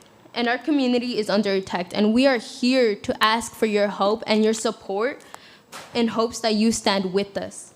Please listen to the voices here today to support our community and put this issue introduced by Council Member Soto on a future agenda. And I stand with the 805 Immigrant Coalition in calling to the... Thank you. Thank you.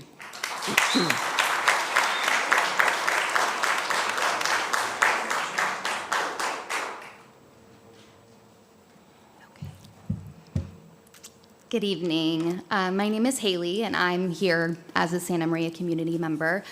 I've only lived in Santa Maria for a short time, but my husband has lived here his whole life. And I understand why. He loves Santa Maria. I get it. But I want to make it clear that Santa Maria is not safe. I have watched as our federal government has betrayed our immigrant communities, and I have watched as you guys have all sat around while ICE has invaded and terrorized our entire community. You have the power to make Santa Maria a safer place, and I implore you to get ICE out of Santa Maria. I implore you to allocate $500,000 to support immigration legal defense for individuals facing deportation. I implore you to enter into a common interest agreement. I implore you to support SB 805, SB 627, and AB 1108. Thank you for your time. Thank you.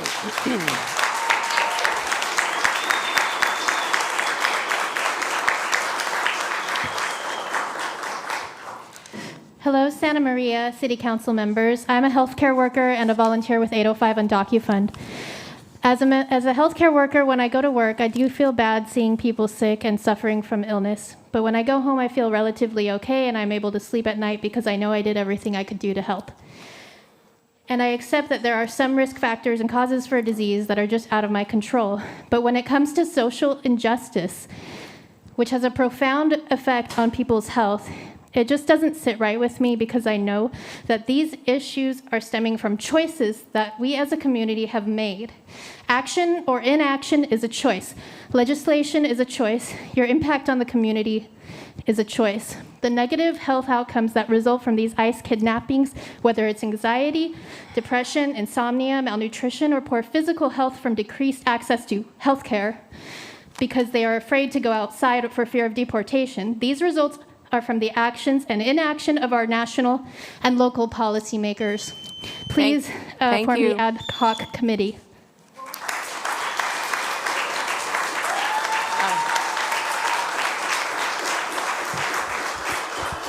Please give your name when you come up to speak. And if you could stay on the agenda item, which is whether or not to have the ad hoc committee, we appreciate it. Okay. Well, good evening, Ms. Patino and council members. I am here to stand with 805 Immigrant Coalition and calling on this council to establish an immigration ad hoc committee. Well, my name is Michelle, and I'm a policy advocate with CAUSE, as well as a volunteer with 805 Rapid Response here in Santa Maria. In the past few months, over 600 individuals have been arrested by ICE throughout the Central Coast, and that number continues to grow. Every day, we've all seen how immigration agents continue to target the Latina community, specifically targeting farm workers and heads of households, completely destabilizing their families and creating fear among our community. Hiding behind masks and using excessive force, ICE agents are deliberately profiling people who fit their racist agenda with little regard for the law and our constitutional rights. This isn't right, this isn't humane, and you all know that. Right now, there are so many community members who fear leaving their homes because they're unsure if they'll make it back. Today, we're here to speak for them. And I'm here to ask that you use your privilege to protect those residents. Anything less is choosing the side of the oppressor. Thank you. Thank you.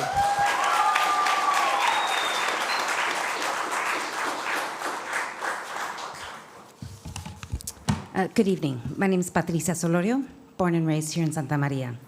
I'm also here representing the city of the Fund for Santa Barbara. I'm also here standing with the 805 Immigrant Coalition. Immigrants are the backbone of California's economy, making up 60% of construction workers, 63% of agricultural workers, 40% of self-proprietorships are immigrant-owned. And undocumented immigrants contribute $23.5 billion in taxes every year. Nearly half have lived here more than 20 years. These are not strangers. They are longtime residents, essential workers, and our children's classmates. I'm here to ask you not only to speak out, but to act against the invasion of mass federal enforcement in our city. While I understand your powers are limited in this area, you can affect change. You do have the ability to demonstrate a commitment to supporting families. Thank you, I Ms. urge you to Solorio. establish the ad hoc committee. Act. Taking no action says a lot.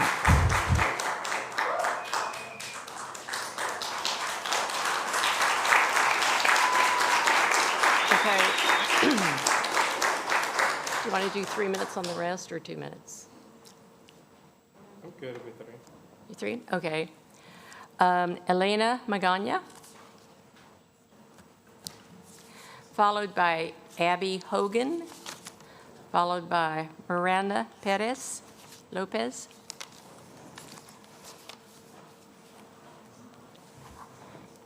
Hi, my name is Elena Magana. I'm representing the Democratic Club. And I'm up here advocating for the formation of the ad hoc committee. I asked a neighbor of mine what she recommended because she informed me that at some point in her life, she was undocumented. Now she's not, she's a citizen. And she said she had specific needs. I said, what can we do for our citizens here in Santa Maria for the circumstances that they're enduring? And she said, we needed at that time, because the money that they did have went for food, but she said there was no money left over for essentials like laundry soap, bathing soap, diapers, toilet paper, things we take for granted. So I'm encouraging the city council if they can advocate for these essentials to be provided for the undocumented that are affected, where the breadwinners had been taken by immigration and their families have been left, without any source of income, that they need this supplementation. And regarding the tampering of businesses, small businesses, especially for those that affect the Hispanic community, the city already has a shortfall. I've gone around to some of them, anything from the laundromats to some of the smaller Hispanic stores to even the city's weekend rummage sales that they have. Business is way down. The city is going to collect less taxes than they're used to. So these ICE immigrations are also affecting the economy of the city in the long term. So thank you very much. I appreciate your time. Abby Hogan, followed by Miranda Perez Lopez. Good evening, Mayor Patino and council members. My name is Abby Hogan. I work at PCPA and volunteer with 805 Rapid Response Network and have lived 2 blocks from here on South Lincoln Street for just about 30 years. So no, I haven't sold it to move to Texas yet because I love Santa Maria. First of all, I'd like to express my appreciation for all that you do to run our city. I don't think I could do what you all do because some of the stuff you have to talk about and listen to is tedious. No offense. Also, I really don't like it when people are mad and yell at me, so my hat is off to you. I'm here tonight to urge this council to demonstrate its commitment to immigrant communities in our city by establishing an ad hoc committee and adopting additional resources and policies to support undocumented residents. Recent increases in immigration enforcement have created fear and instability in city residents, both undocumented and undocumented families, youth, and children. In the future, when historians talk about this crazy, divisive time when democracy is in crisis, do you all want to be remembered for just adopting a resolution approving an updated user fee schedule? Or do you want to be remembered for being on that compassionate, empathetic side of history that values the dignity of every human life that creating an ad hoc committee would do? In closing, I'd like to share these words from the musical Hamilton because I'm theatrical. Fun fact, our founding father, Alexander Hamilton, was an immigrant. He says, legacy, what is a legacy? It's planting seeds in a garden you never get to see. I wrote some notes at the beginning of a song someone will sing for me. America, you great unfinished symphony you sent for me. You let me make a difference, a place where even orphan immigrants can leave their fingerprints and rise up. Thank you. Thank you.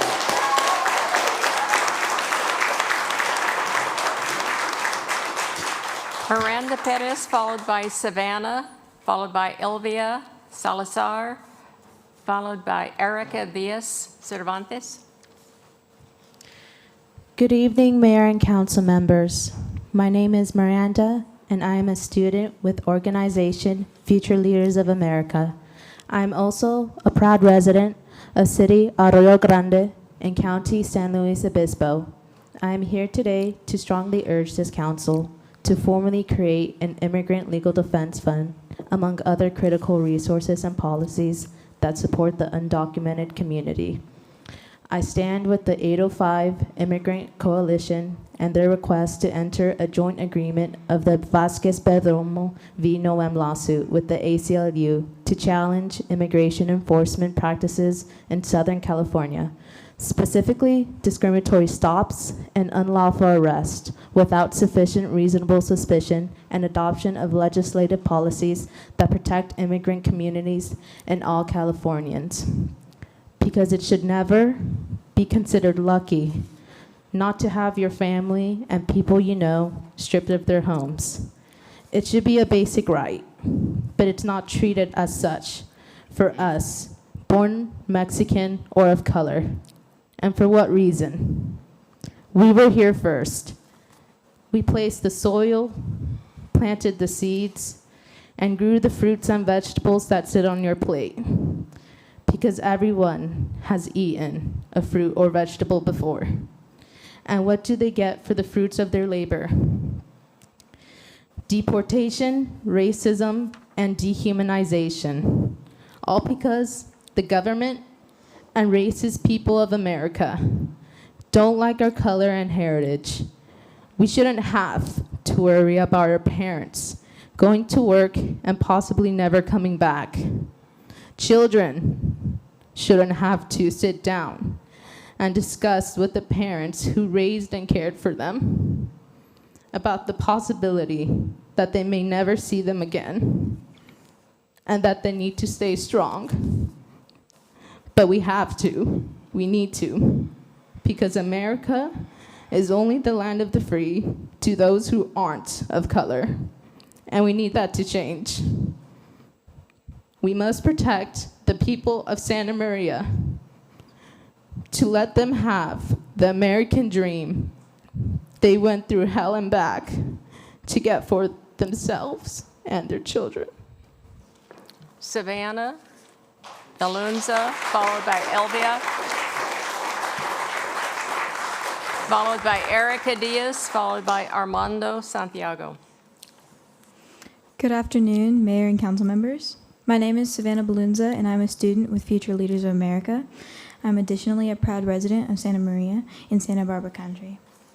This evening, I respectfully call upon this council to create an immigrant legal defense fund and to implement not only comprehensive policies, but also enhance resources dedicated to supporting undocumented residents within the city of Santa Maria.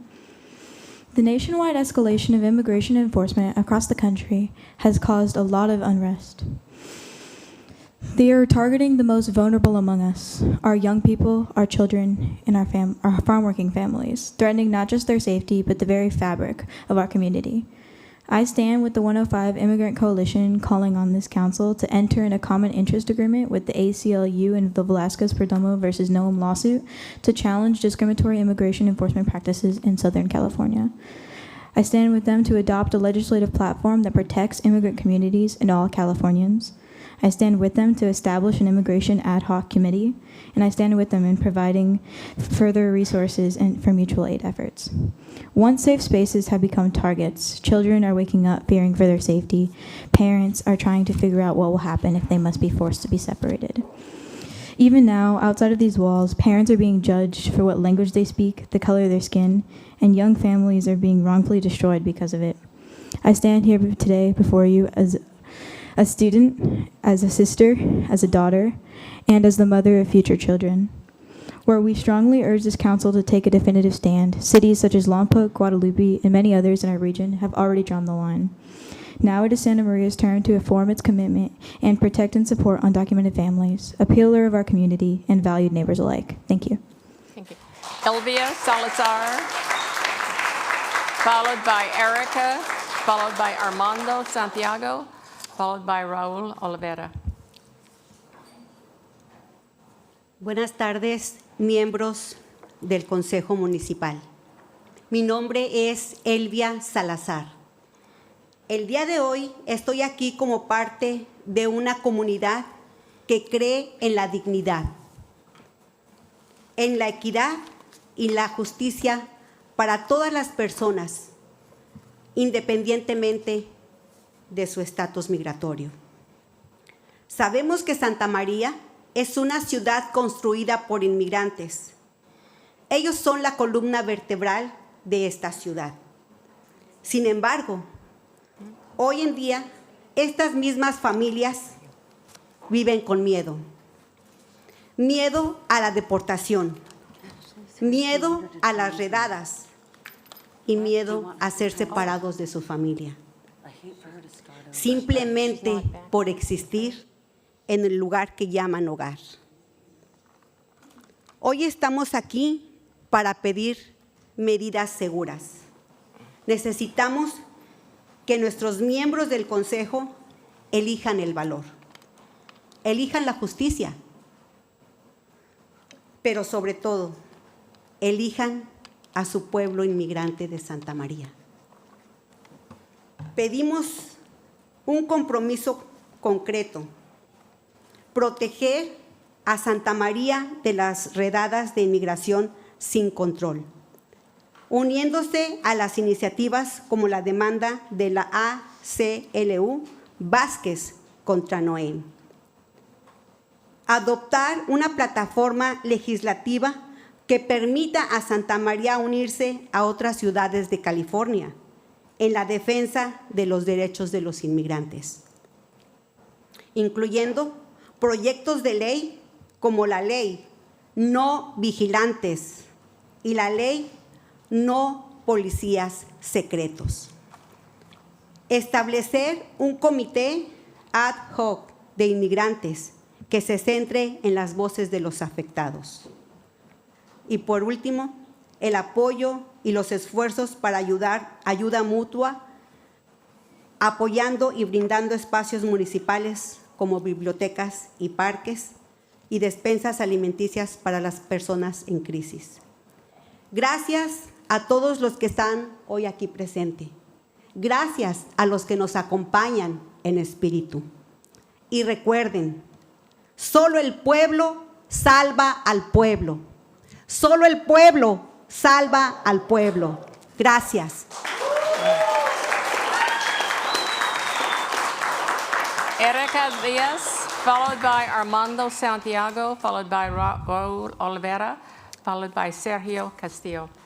Good evening, Mayor Patino and council members. My name is Erika Diaz Cervantes, born and raised in Santa Maria, and I'm a policy advocate with CAUSE.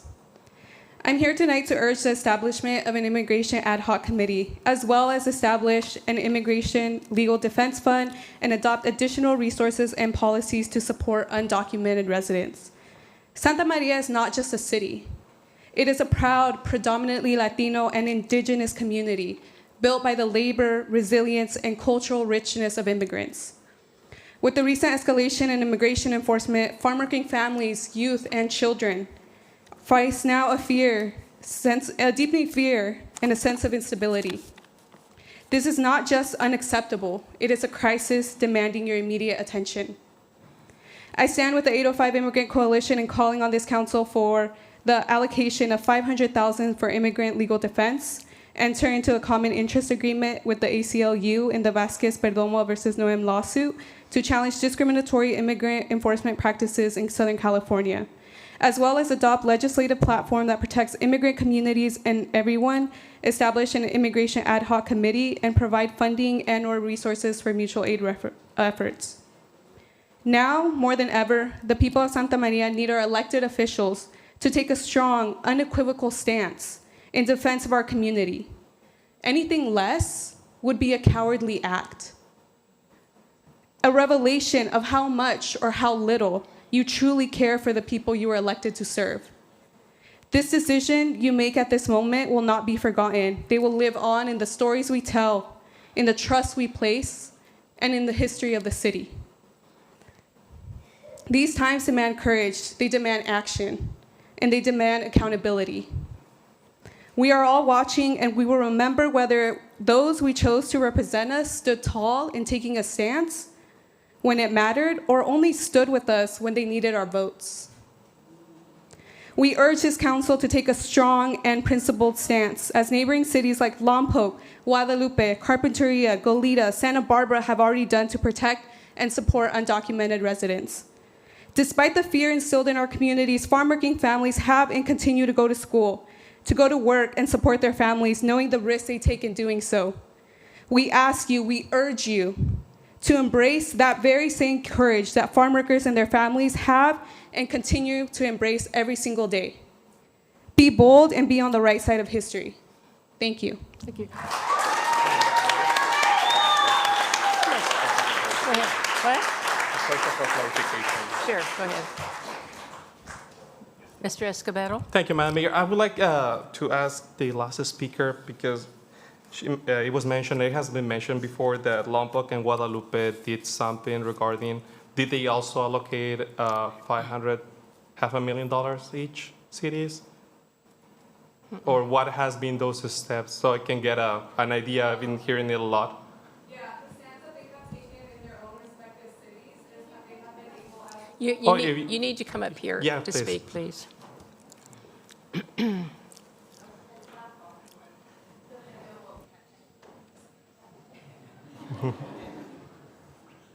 Yeah, the stance that cities like Lompoc and Guadalupe have been able to form a stance in protecting undocumented communities. They have allocated resources for their cities, so that way they can make sure that they are protecting their undocumented residents, and also making sure that all of the violence that has been inflicted in our community does not continue to do so under their supervision.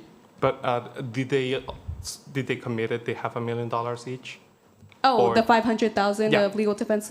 So that specifically, I am not aware of, but they have taken other measures to support their communities. Okay, and yeah, I think that's pretty much. Thank you.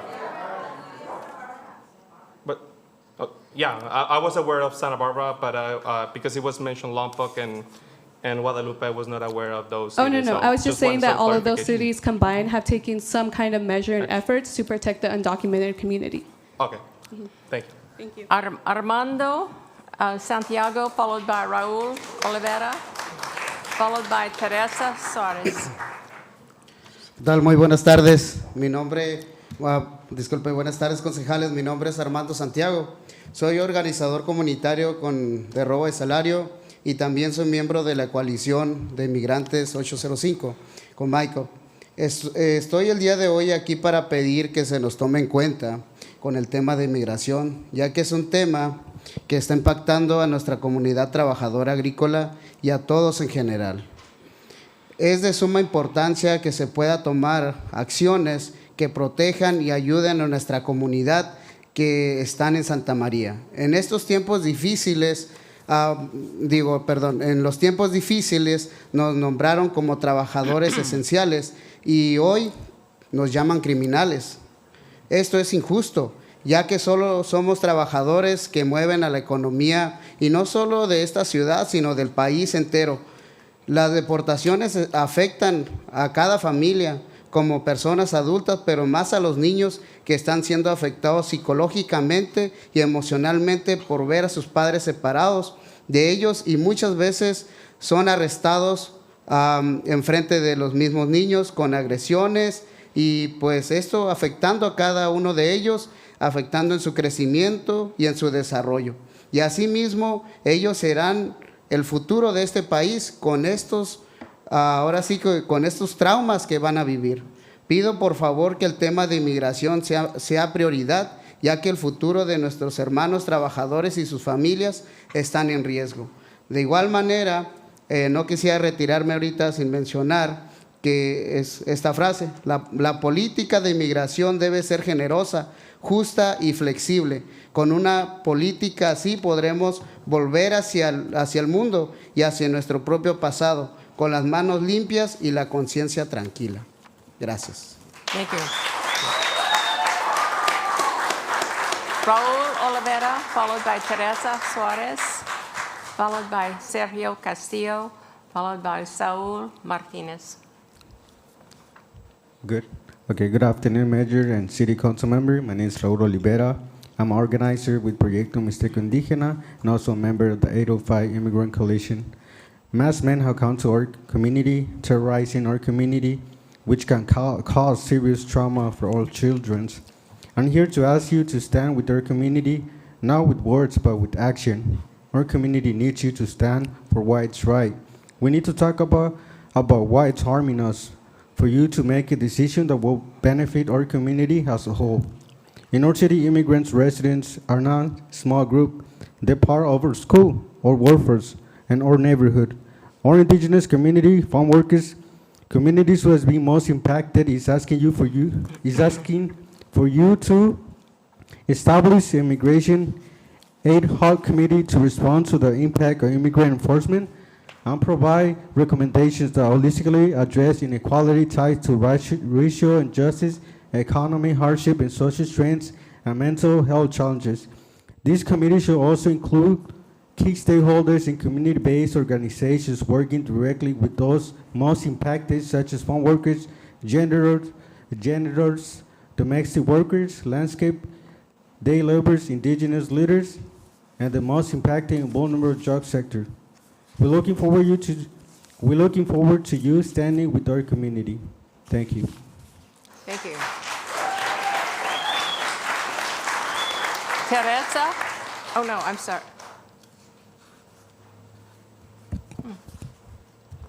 Go ahead.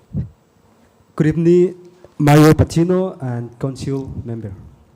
Mi nombre es Sergio Castillo, soy un organizador comunitario con la organización Proyecto Mixteco Indígena y un orgulloso residente de Santa María.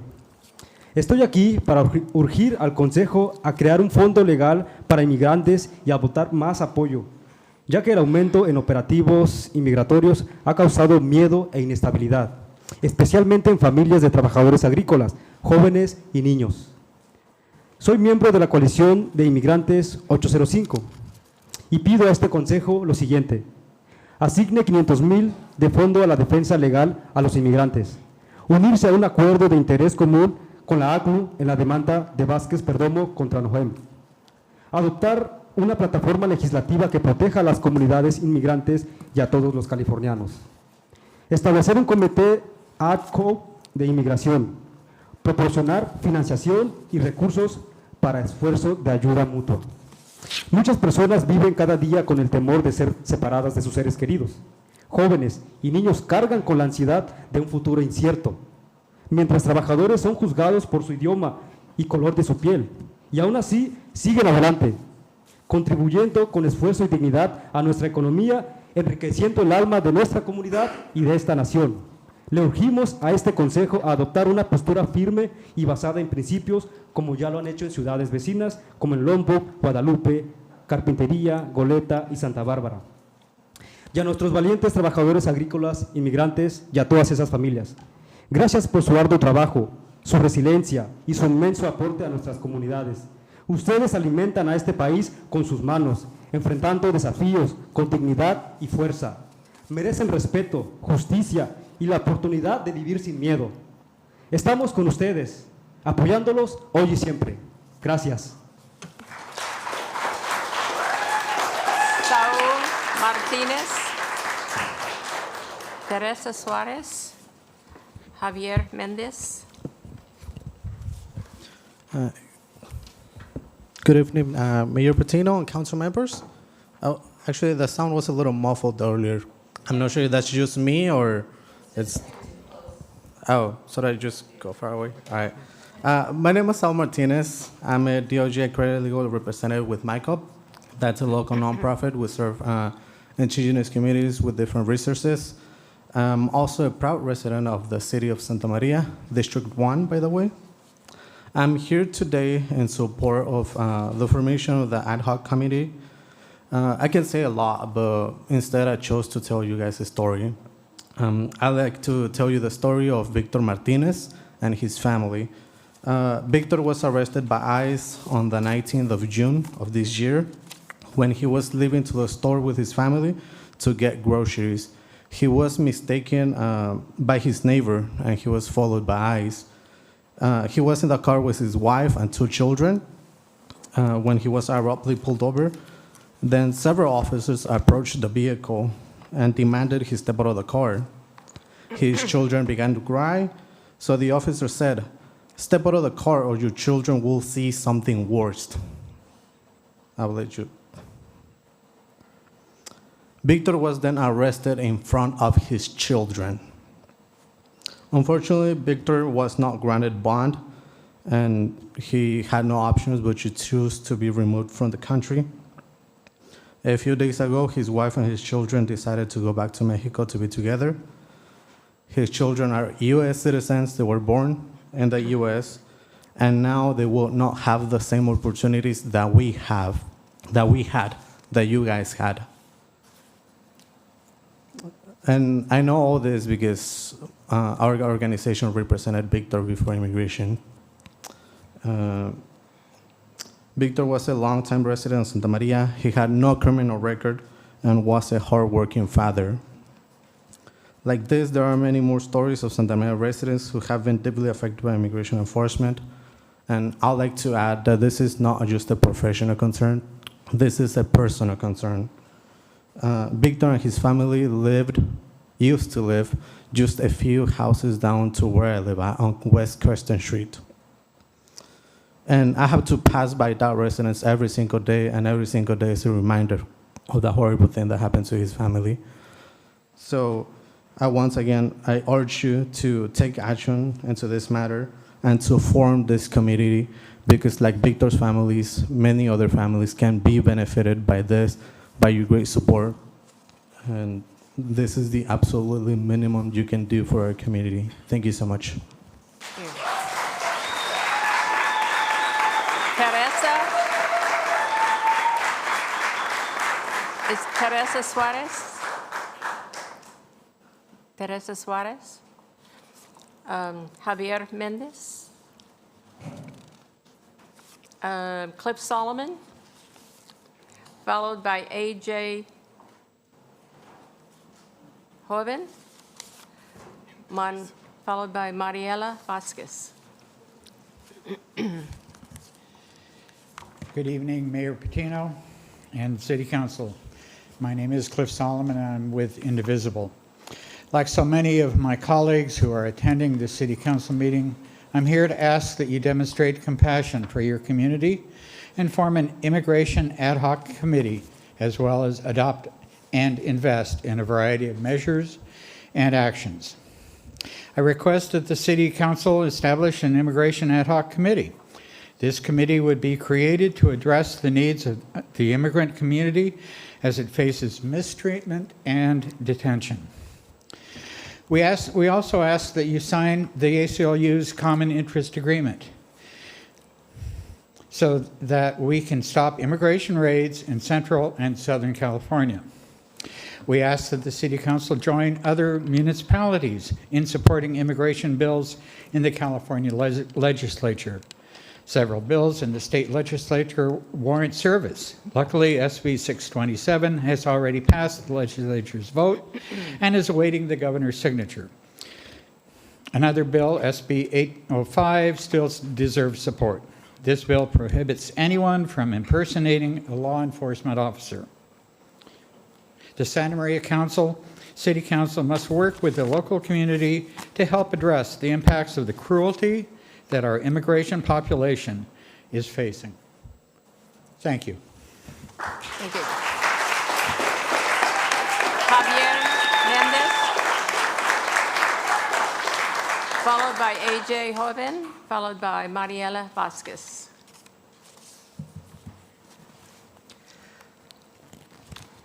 Good evening, Mayor and Council.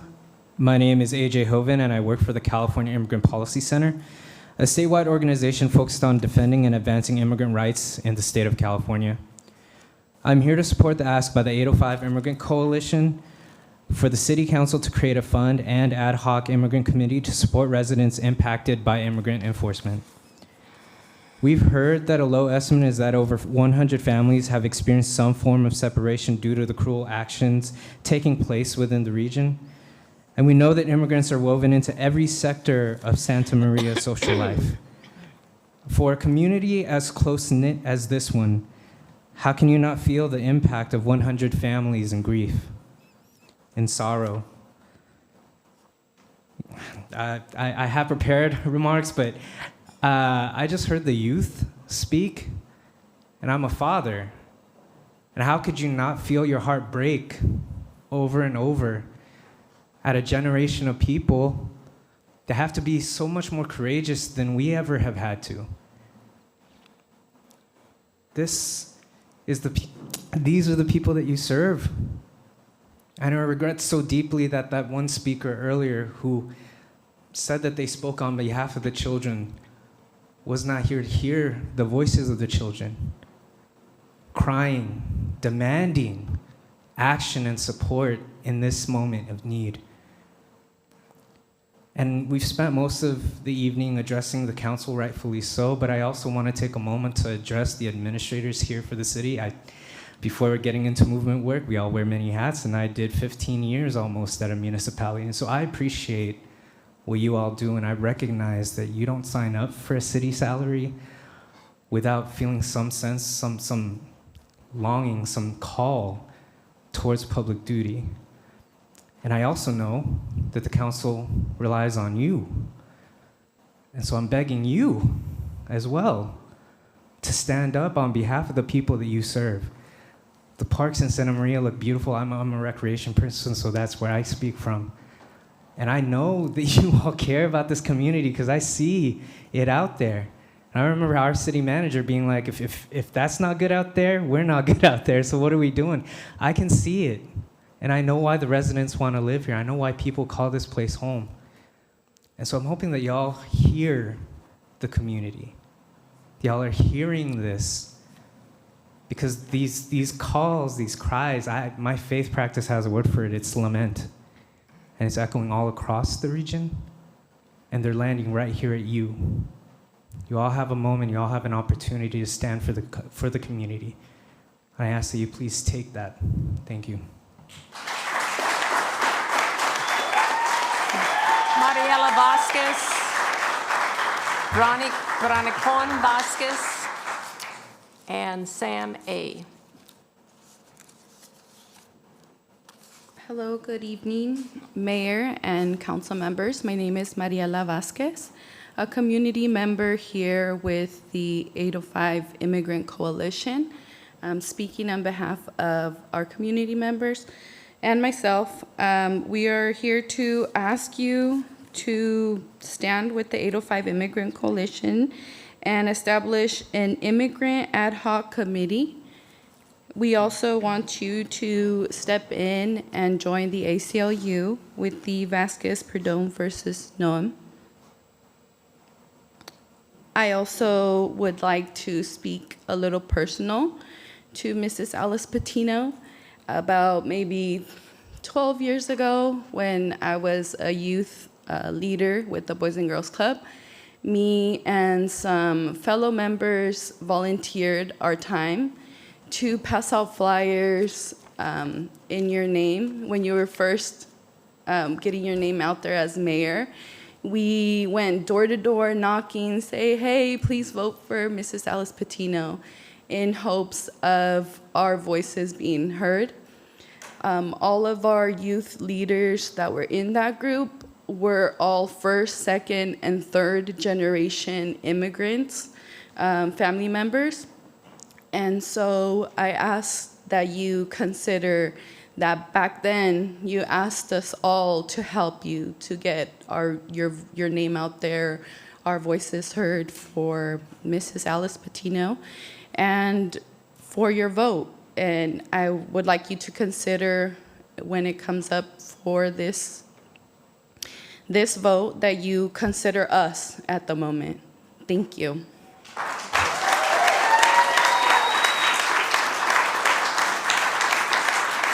Brandon Vasquez, followed by Sam A. She already spoke. She already spoke, I believe. Oh. Okay. Here it comes. Yeah. Brandon Vasquez.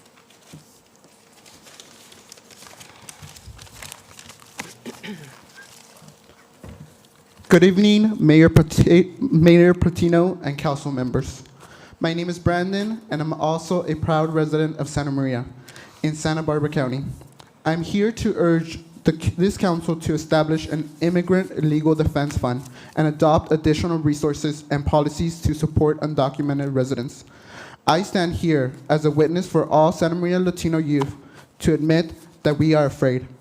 Our lives and families are being attacked. We stand on guard when we go outside, when we enter a government building, and when we simply live. Some youth have admitted to me that their parents no longer go outside in fear of being kidnapped. We have youth being in charge of grocery shopping to feed their families, as they are the only ones in their families with papers. We stand here expressing the core beliefs of freedom, liberty, and prosperity, but we aren't able to do that without the help of our city. So, I stand with the 805 Immigrant Coalition in calling on this council to adopt a legislative platform that protects the immigrant communities and all Californians, enter into a common interest agreement with the ACLU, establish an immigration ad hoc committee, provide funding and/or resource for mutual aid efforts. Mayor Patino and council members, help our youth of Santa Maria no longer be afraid. Stand with us in an effort for more freedom, liberty, and prosperity for all. Thank you. Thank you.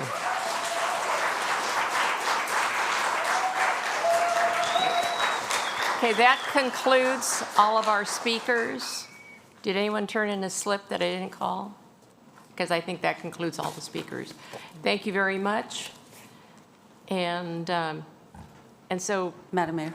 Yes. I did receive 5 written comments. A couple of them may have spoke tonight, but I'll just name them. Sergio Castillo, Hunter Jameson, Lara Murthy, Teresa Suarez, and Fernando Martinez. Okay, thank you. Sergio Castillo as well. Yeah. And Ms. Councilmember Soto?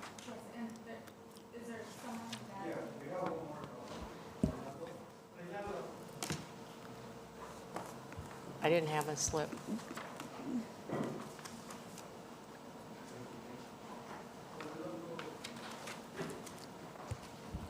Buenas tardes o noche. Alcalde Patiño y concejales. Mi nombre es Reinaldo Rodríguez, soy organizador comunitario con el proyecto Mixteco Indígena MICOT aquí en Santa María. Soy un orgulloso también residente de esta ciudad.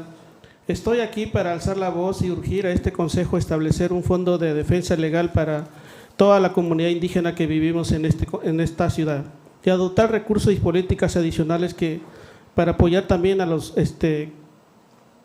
trabajadores agrícolas de esta ciudad, de miles que vivimos aquí en el condado de Santa Bárbara. Los recientes aumentos en la aplicación de la ley migratoria han generado temor e inestabilidad, especialmente en las familias trabajadoras del sector agrícola. Y pues ahora sí que los jóvenes, los niños, son los que más ha impactado esta separación. Me uno a la coalición Migrante 805 y pido a este consejo que asigne $500,000 para la defensa legal de los trabajadores agrícolas que han sido afectados. Adoptar una plataforma legislativa que proteja a las comunidades, todos los que vivimos en esta ciudad. Me apoyo a las propuestas también de establecer un comité de ID de inmigración. Muchos de nosotros hemos sido testigos de primera mano del impacto humano, las acciones de cumplimiento de la ley. Familias que viven con el miedo que en cualquier momento corren el riesgo de ser separados. Jóvenes y niños luchan con la ansiedad que afecta su seguridad, estabilidad y éxito académico, y trabajadores que son objeto de ataques raciales simplemente por ser personas de color y hablar un idioma distinto que no es el inglés. Mientras que simultáneamente contribuye a nuestra economía local y de manera positiva también a nuestra sociedad. Urgimos a este Consejo a adoptar una postura firme, basada en principio, como ya lo han hecho en otras ciudades, y pues ahora sí que nuestra comunidad va a estar agradecida. Muchas gracias por su atención y por su posible apoyo. Thank you.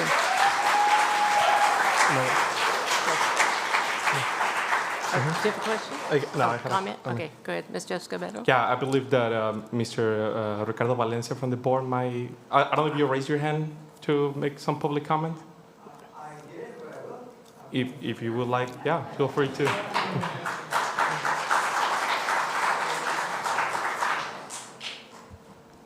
Good evening, everyone. Buenas tardes, buenas noches. I do have the privilege of being on the Santa Maria Bonita School Board, and what motivated me to be on the board was to represent the people of Santa Maria and what my students, and I'm also a teacher at Santa Maria High School, and I can tell you that many of my students are living with fear. I have students who have come to see me. They say, Mr. Valencia, I need your help. I need to find resources for my parents because I fear that they're going to be deported. So many of our students are struggling to focus in the classroom as a result of fears of ICE. And I appreciate, what the father was just saying, right? Is like, put yourself in the shoes. Many of you are yourselves immigrants. All of us are immigrants, unless you're of, indigenous descent from this continent. And I think it's a moment. How will history remember us, as leaders, not just as electeds, but as human beings? Will we be remembered as people that looked after our community? Or will we be remembered as being accomplices to these draconian practices that are happening, that are dividing our families?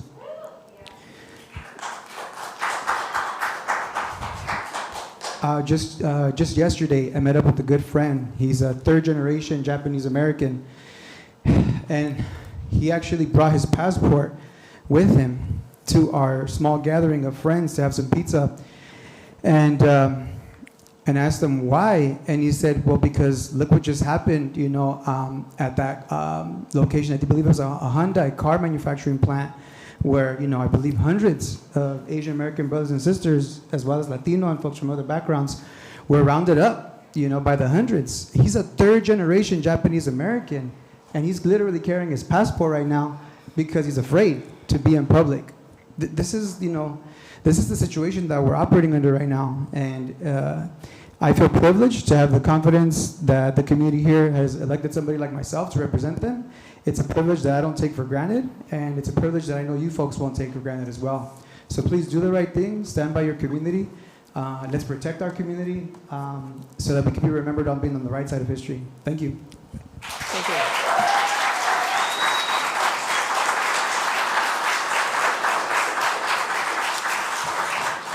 Okay, you asked that this item be continued for the next, okay. Yes. We will do that. Thank you. Moving on to 15B, this is also been asked for continuation until the next council meeting. Okay, then we will hear reports from City Manager. Thank you, Madam Mayor and City Council. Just to remind everybody, the October 7th meeting has been canceled. Upcoming agenda items: award an ADA transition plan contract, award of the Pine Street Sewer Project, doing some modifications to the accessory dwelling units, bring back the appointment of Recreation and Parks Commission, and again, continue the discussion of the Immigration Ad Hoc Committee. There will also be some quarterly reports from the Finance Department. And that's all I have tonight, Madam Mayor. Thank you. And so let's hear oral reports from council members. Who would like to begin? Council Member Flores. Thank you, Madam Mayor. On August 27th, there was a Day of Hope. And then on September 3rd, there was a Unified Board meeting that I attended. September 6th, it was Serve Santa Maria. September 11th at 7:30 a.m., I went to Fire Station for 9/11. And then in the evening, we had honoring the first responders at Waller Park. Thank you. Councilmember Escobedo. Thank you, Madam Mayor. On August 27, I also participated in the Day of Hope event and also attended the 9/11 honoring the first responders. The 9/11 Remembrance Day at the Station 1. Councilmember Soto? I attended the special meeting on August 12th. Okay.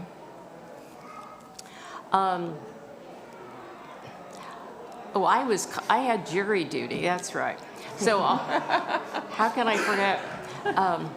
I think this was interesting because I got called for jury duty. I didn't think they would want me. Walked into the room, and here I saw retired Officer Velasquez. And then, as I'm sitting there, here comes retired Officer Vega. And when I came in the door, retired officer, oh my gosh, I can't remember. Okay, so anyway, I did know the judge, the bailiffs, and the attorney. On August 9th, I did Livable California teleconference, which I do monthly. August 12th, a special city council meeting. And August 13th, I'm on the committee of the Sheriff's Department for Project Opioid, and then did the League of California Cities Roundtable Mayors and Council Members. And that's where all of us, the mayors and council members in the state of California, do a roundtable quarterly. August 20th, I went to a meeting on the Developer Impact Fees Workshop. The 21st, I attended SBCAG in the morning, APCD in the afternoon. August 23rd, the Day of Hope, sold newspapers out here in front of City Hall. And that was the 22nd, then went to the car show on the 23rd. On the 26th, I did the Econ Alliance President's Council reception. The 27th was the Day of Hope. On September 3rd, the Econ Alliance Infrastructure Forum. And on September 4th, LAFCO meeting. LAFCO has decided that periodically they have to, every city, every jurisdiction has to update their sphere of influence. And so we're going to be seeing that in Santa Maria so that we have a clear definition of what the sphere of influence is for Santa Maria. September 5th, attended the Serve Santa Maria with Carl Nielsen. He had over 250 people in Maldonado Center ready to go. And that evening, I attended the Hancock Honors at Hancock College. September 11th, did the memorial for first responders at the fire department at Fire Station 1. And that is it. And ladies and gentlemen, good night. This meeting is over.